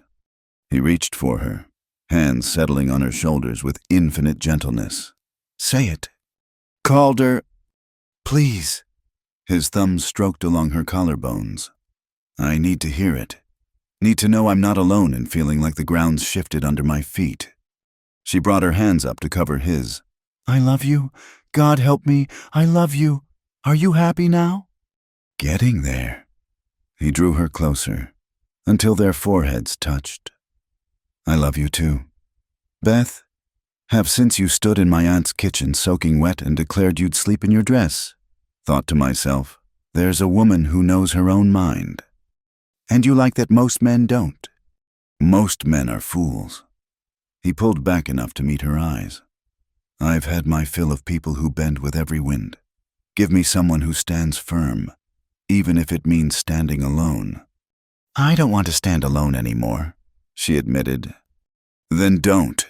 His hands moved to cup her face. Stand with me. Build something with me. Fight the gossips and the land developers and the drought and whatever else comes, but do it beside me. Before she could answer, he kissed her. Not the gentle press of lips she might have expected, but something deeper, hungrier. His hands tangled in her hair, and she gripped his shirt, holding on as the world spun away. Uncle Calder, Miss Claire, oh! They broke apart to find Samuel in the doorway, hands over his eyes but grinning widely. Sorry Tom sent me to say the fence is fixed, but I can come back later. Much later. Samuel, Calder growled, but the boy was already backing away. I'm going, but just so you know, Tom owes me 50 cents. He bet you wouldn't work up the nerve for another week. He disappeared before Calder could respond. Clarabeth buried her face against Calder's chest, caught between embarrassment and laughter. We're never going to live this down. Probably not. He pressed a kiss to her hair. Worth it, though. A distant rumble made them both look toward the mountains. Storm clouds were building, dark and promising. Rain would be good for the grazing, Calder said, but Clarabeth heard the worry underneath. Rain was good, but too much too fast could mean flooding, washing out the new fences, destroying what little progress they'd made. "Whatever comes, we'll handle it," she said firmly. He looked down at her, something soft and wondering in his expression. "We will, won't we?" The rest of the day passed in a blur of ordinary tasks made extraordinary by the new understanding between them. They worked side by side, Calder teaching her about ranch management while she organized his chaotic record-keeping. Samuel drifted in and out, trying very hard not to grin every time he saw them together. As evening approached, the promised storm rolled in. Rain started as a patter, then built to a steady drumming on the roof. They gathered in the kitchen for supper, a proper meal of stew and fresh bread, and Clarabeth felt the rightness of it settle into her bones. This was what she'd traveled 1,500 miles to find, though she hadn't known it at the time, not just a husband or a home, but a place where she fit. "Miss Clarabeth," Samuel said suddenly, "are you going to marry Uncle Calder?" Samuel Calder's voice held warning. "What everyone's thinking it. Tom says the whole town's making bets on when you'll announce it." Clarabeth set down her spoon carefully. "And what do you think about that possibility, Samuel?" The boy's face grew serious. "I think it would be good. Uncle Calder smiles more when you're here, and you make better food than he does. And—" he ducked his head. "And maybe you could teach me more about writing, for when I go to school." "When you go to school," Clarabeth corrected gently. "Not if, when." Samuel's head shot up, hope blazing in his eyes. "Really? Really?" She looked at Calder. "We'll find a way. People who stand together can do things that would break them alone." Calder reached across the table to take her hand. "That mean you're saying yes to the boy's question? Are you asking, Beth Rowan, will you marry me? Will you share my struggles and my stubborn pride and my land that might not be worth saving? Will you help me raise this boy and fight off land developers and teach me that what I make has value?" His grip on her hand tightened. "Will you let me love you the way you deserve, even if I'm still learning what that means?" "Yes," she said simply, "to all of it." Samuel whooped, jumping up from the table to dance around the kitchen. Outside, thunder crashed as if the sky itself was celebrating. Calder pulled Clarabeth to her feet and into his arms, holding her close while his nephew's joy filled the small house. "No more sleeping in dresses as armor," he murmured against her ear. "No more standing alone. We face whatever comes together." "Together," she agreed, and sealed it with a kiss that tasted like promises and rain and home. Later, after Samuel had finally calmed down enough to be sent to bed, Clarabeth and Calder sat on the porch watching the storm. The rain had settled into a steady, soaking fall, the kind that would green the grasslands and fill the water tanks. "People will talk," Calder said, arm around her shoulders.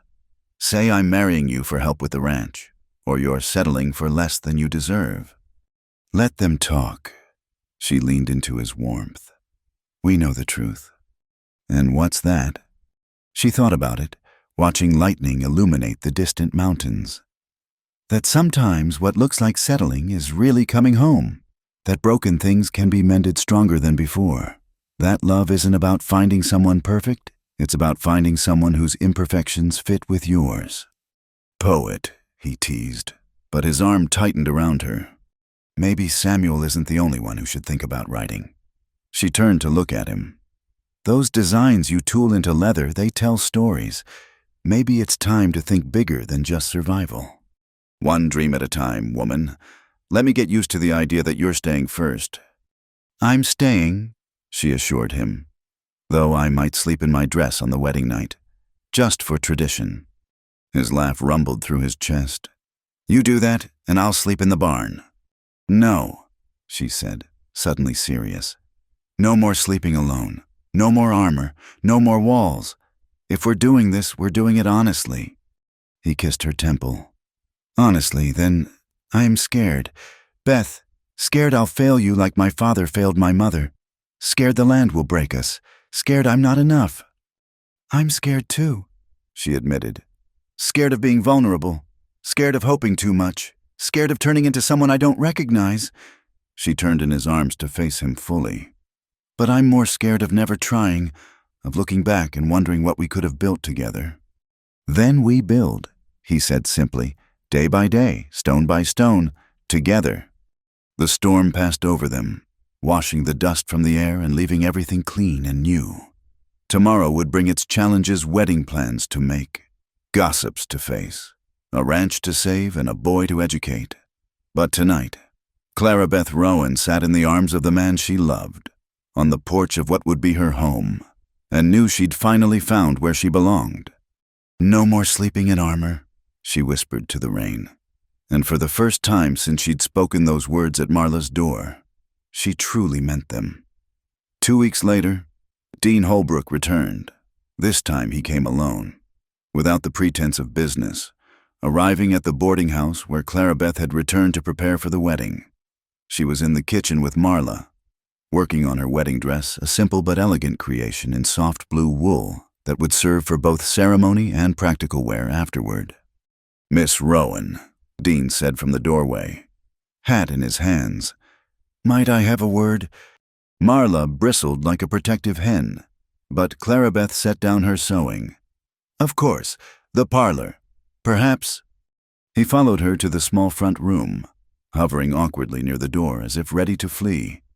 In the afternoon light, she could see how the past weeks had aged him dark circles under his eyes, a tightness around his mouth that spoke of sleepless nights. "I heard about your engagement," he began. "To Vance." "Yes. I wanted to—" He stopped, took a breath, started again. "I owe you an apology. For that day at the station. For being a coward." Clara Beth studied him, this man she'd traveled so far to marry, and found she felt nothing but a distant sort of pity. "You were honest about your feelings. That's not cowardice." "Wasn't I?" His laugh was bitter. "I let my mother speak for me. Let her make you feel less than, because it was easier than admitting I was scared." "Scared of what?" "Of you." The admission seemed to surprise him. "Of your strength, your certainty, the way you stood there on that platform, tall and proud, like you knew exactly who you were. I've never known that feeling. I've always been what others expected, the dutiful son, the proper businessman. Then you arrived, and I realized I'd have to actually be someone, make real choices, stand for something." She softened slightly. "That's not easy to admit." "No, but I've been doing a lot of thinking since that day, about what I want versus what I'm told to want, about the kind of man I am versus the kind I'd like to be." He met her eyes directly for perhaps the first time. "I'm leaving Clayridge." "Oh." "Going to California. My cousin has a business there, shipping. Offered me a partnership. Mother's furious, of course. Says I'm throwing away everything she's built here." A small smile crossed his face. "Maybe I am, but at least it'll be my choice." "I'm glad for you, Dean, truly." "Are you happy?" The question came out rushed. "With Vance, I know it's not my business anymore, but—" "I'm happy," she said simply. "He sees me clearly and doesn't wish me different. That's worth more than all the promises in the world." Dean nodded slowly. "He's a lucky man. We're both lucky. We found what we needed, even if it wasn't what we expected." He stood to leave, then paused at the door. "The woman from Chicago, the one Mother's been writing about. She doesn't exist. I made her up so Mother would stop pushing me toward the Garrett girl at the bank." His smile was rueful. "Another lie, another dodge. California will be good for me. I think a chance to stop running from myself." After he left, Clara Beth returned to find Marla fairly vibrating with curiosity. "Well," the older woman demanded. "He's leaving town, starting fresh in California." She picked up her sewing again. "I hope he finds what he's looking for." "Generous of you, considering." "What's the point of holding grudges? We both ended up where we needed to be. If he hadn't rejected me that day, I'd never have found Calder. Strange to be grateful for a humiliation, but there it is. Marla squeezed her shoulder. That's wisdom, my dear. Now, let's get this hem finished. Can't have you tripping over your skirts when Calder sees you in this dress. The man's likely to swallow his tongue as it is. The wedding was set for Saturday, a simple affair at the ranch. With just close friends and the few townspeople who'd proven themselves true, Clarabeth had worried about the propriety of marrying so quickly. But, as Marla pointed out, frontier life didn't allow for long courtships. Besides, she'd added with a wink, you've been practically living at the ranch already. Might as well make it official before winter sets in. The days passed in a whirlwind of preparations. Samuel threw himself into helping with an enthusiasm that touched Clarabeth's heart. He polished Calder's good boots until they shone, helped her gather late wildflowers for bouquets, and practiced reading the poem he'd chosen for the ceremony until he had it memorized. "You sure you want me there?" he'd asked one evening, sudden uncertainty in his voice. "I mean, it's your wedding. Maybe you'd rather—" "Samuel Vance," she'd interrupted firmly. "Your family. Of course we want you there. Who else would stand up with Calder?" The boy's face had lit up like sunrise. 3 days before the wedding, another visitor arrived at the ranch. Clarabeth was in the garden, gathering the last of the vegetables before frost. When she heard horses, she looked up, shading her eyes against the afternoon sun, to see a familiar figure dismounting. Willa Prescott, immaculate as ever despite the dust of travel, stood in the yard like she belonged there. Clarabeth's hands tightened on her basket, but she forced herself to walk forward calmly. "Miss Prescott, this is unexpected. Miss Rowan." Willa's smile was cool, professional. "I heard about the engagement. I've come to offer my congratulations." "Have you indeed?" "And to apologize." The admission seemed to cost her something. "For my behavior at the stable that day. It was unkind." Clarabeth set down her basket, studying the other woman. Up close, she could see the strain beneath the perfect facade, the tight lines around Willa's mouth, the brittle quality to her composure. "Why are you really here?" Willa's mask slipped slightly. "Because I'm getting married in 3 weeks to a man I barely know, and I'm terrified I'm making the same mistake twice." She laughed, sharp and humorless. "Leaving Calder was the right choice. I know that. I'd have withered here, trying to be something I'm not. But now I'm wondering if I'm just trading one false life for another." Despite herself, Clarabeth felt a stir of sympathy. "Come inside. I'll make tea." They sat at the kitchen table, the same table where Clarabeth had first shared a meal with Calder and Samuel while the tea steeped. Willa looked around, taking in the changes Clarabeth had made. Curtains at the windows, flowers in a jar, the smell of bread rising. "You've made it a home," she said quietly. "I never could. All I saw was what it wasn't, not fine enough, not comfortable enough, not enough." "It's not about the place," Clarabeth said, pouring tea. "It's about what you build in it." "Is it?" Willa wrapped her hands around the cup. "How do you know? How can you be sure you're not just settling because it's easier than being alone?" Clarabeth thought about the question, about all the nights she'd lain awake asking herself the same thing. Because settling feels like shrinking, like making yourself smaller to fit into a space. This, what Calder and I have, it feels like expanding, like finally having room to be everything I am. Even the difficult parts, especially those. She smiled slightly. "He told me once he'd had his fill of people who bend with every wind, that he wanted someone who stands firm. I spent so long trying to bend myself into acceptable shapes. It's a relief to just stand." Willa was quiet for a long moment. Then, "I envy you. That certainty, that courage." "It's not courage. It's exhaustion. I got tired of pretending to be less than I am. Tired of apologizing for taking up space. Tired of sleeping in my dress like armor against the world." "Sleeping in your dress?" Clarabeth found herself telling the story that first night. the declaration that had become her shield and then her prison. Willa listened, and for the first time since she'd arrived, her expression softened into something genuine. "I sleep in my jewelry," she admitted. "Every night. Earrings, necklace, even rings. Mother says a lady should always be properly adorned. I've worn them so long I've forgotten what my own skin feels like."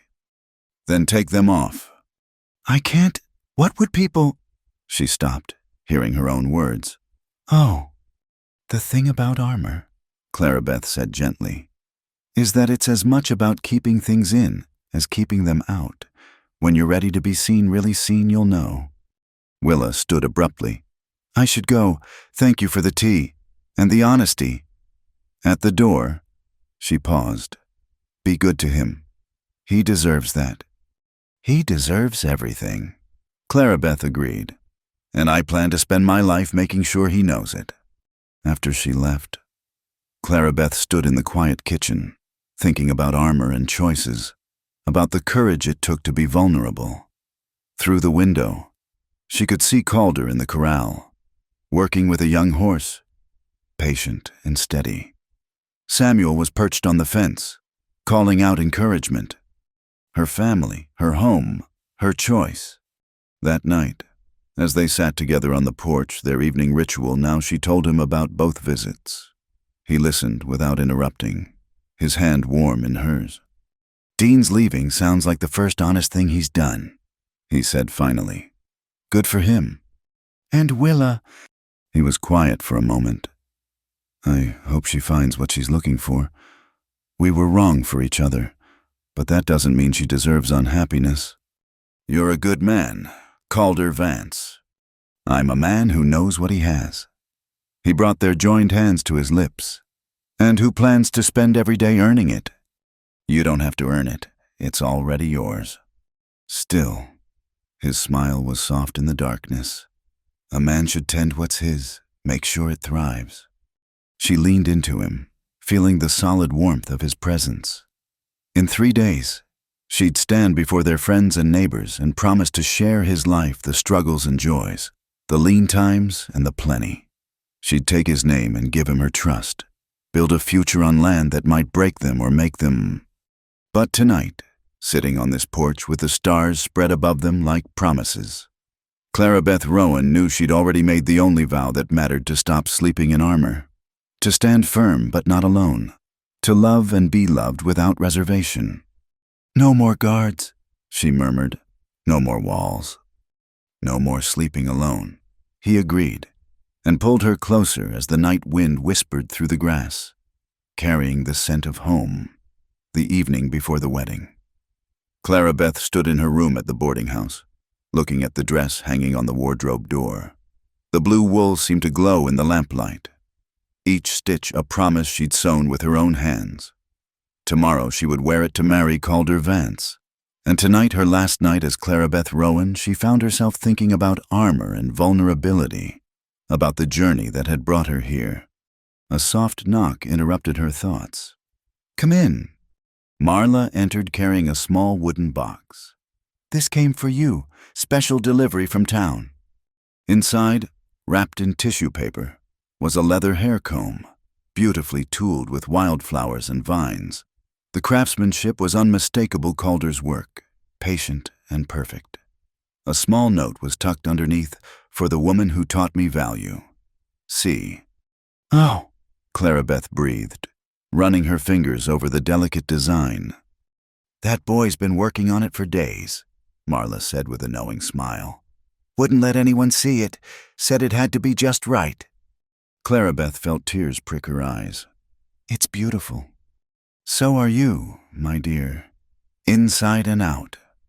Marla sat on the bed, patting the space beside her. "How are you feeling? Then any doubts?" "No doubts, just—" Clarabeth sat, still cradling the comb. "I keep thinking about that first night, how certain I was that I'd never let anyone close again." "I'll sleep in my dress," I said, like it was a battle cry. "And now I understand it was never about the dress. It was about fear, about protecting myself from disappointment. She looked at Marla. But you can't protect yourself from life. You can only choose whether to live it fully or in half measures. Wise words. Marla squeezed her hand. Your parents would be proud of the woman you've become. That night, Clarabeth barely slept, not from worry or doubt, but from anticipation. Tomorrow would begin the rest of her life, not the life she'd imagined when she stepped on that train in Boston, but something richer and truer. Dawn came clear and cold, with frost silvering the grass. Clarabeth rose early, taking extra care with her appearance. The dress fit perfectly, the color bringing out the warmth in her skin. She pinned her hair up carefully, then nestled Calder's comb where it would show to best advantage. Beautiful, Marla pronounced when she emerged. That man won't know what hit him. The ride to the ranch seemed both endless and too quick. Tom Morrison drove the buggy, with Marla beside him and Clarabeth in the back, trying not to wrinkle her dress. Other wagons and riders were already gathering when they arrived, the neighbors who'd become friends, the townspeople who'd proven themselves kind. But Clarabeth had eyes only for the man standing on the porch, Samuel beside him. Calder wore his good suit, the one she'd pressed yesterday, and new boots that Samuel had polished to mirror brightness. When he saw her, his face transformed with a smile that made her heart skip. "Ready?" Tom asked as he helped her down. "I've been ready since the day I arrived," she said, and meant it. The ceremony was simple, held in the main room of the house with wildflowers everywhere and sunlight streaming through the windows. Reverend Mills, a circuit preacher who happened to be passing through, officiated with gentle humor. Samuel stood proudly beside Calder, holding the rings and trying not to bounce with excitement. When it came time for vows, Calder took her hands and spoke without notes, his voice steady and sure.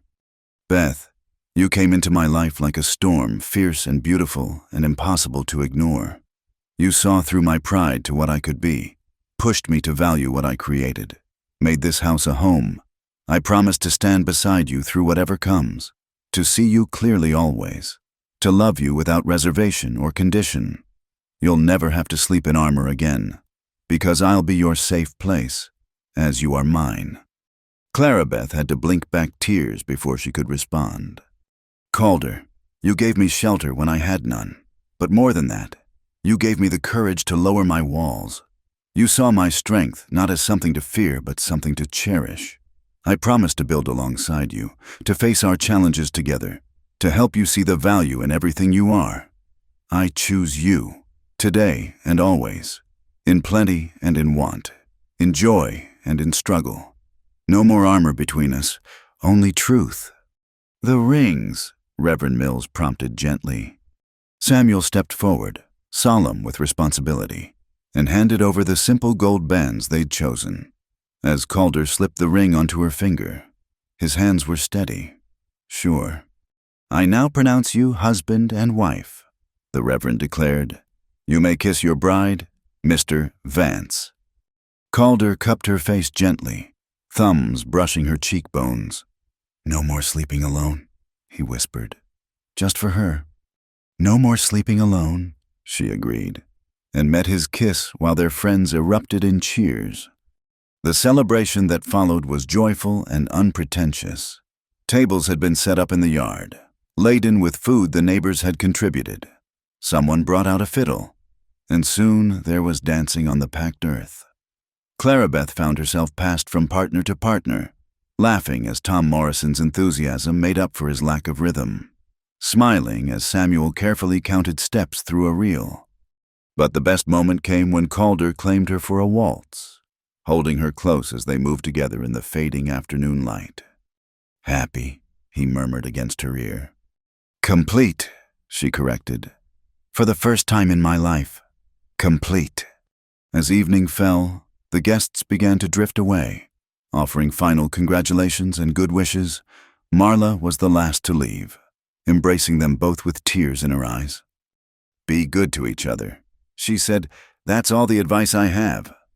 Then it was just the three of them, Calder, Clarabeth, and Samuel, standing on the porch of their home as stars began to appear overhead. "I'll see to the horses," Samuel said, trying to be casual and failing utterly. "Take my time about it, too." Samuel Calder started, but the boy was already heading for the barn, whistling loudly and off-key. Clarabeth laughed, leaning into her husband's side. "We're going to have to work on his subtlety." Later, Calder turned her in his arms, looking down at her with an expression that made her breath catch. Much later, he led her inside, through the familiar kitchen to the bedroom that would now be theirs. Clarabeth had been in this room before, nursing him through his injury, but tonight felt different. Tonight it was their sanctuary, their beginning. "Beth," he said softly, hands gentle on her shoulders. "That first night at Marla's, you said you'd sleep in your dress. It was armor, protection. Do you still need that protection from me?" She reached up to touch his face, feeling the slight roughness of his jaw, the warmth of his skin. "No, no more armor, not with you." Her fingers moved to the buttons at her throat. "Help me." His hands replaced hers, working each button free with careful reverence. "I love you," he said between buttons. "Love your strength." Another button. "Your stubbornness." Another. "The way you see through to the heart of things." "I love you," she replied, helping him with his own buttons now. "Love your patience, your pride that's really just caring too much, the beautiful things you create and don't value enough." They helped each other out of their wedding clothes with gentle hands and growing certainty. When he kissed her again, there were no barriers between them, no armor, no walls, no fear. Just two people who'd found their way to each other across miles and mistakes, disappointments and dreams. "My wife," he murmured against her skin, wonder in his voice. "My husband," she replied, and pulled him closer. Later, much later, they lay entwined while the night wind sang through the grass outside. Clarabeth traced patterns on Calder's chest, feeling the steady beat of his heart under her palm. "No regrets?" he asked quietly. "How could I regret finding home?" She propped herself up to look at him. "This morning I was Clarabeth Rowan, a woman who slept in her dress and kept the world at arm's length. Tonight I'm Clarabeth Vance, and I've never felt more myself."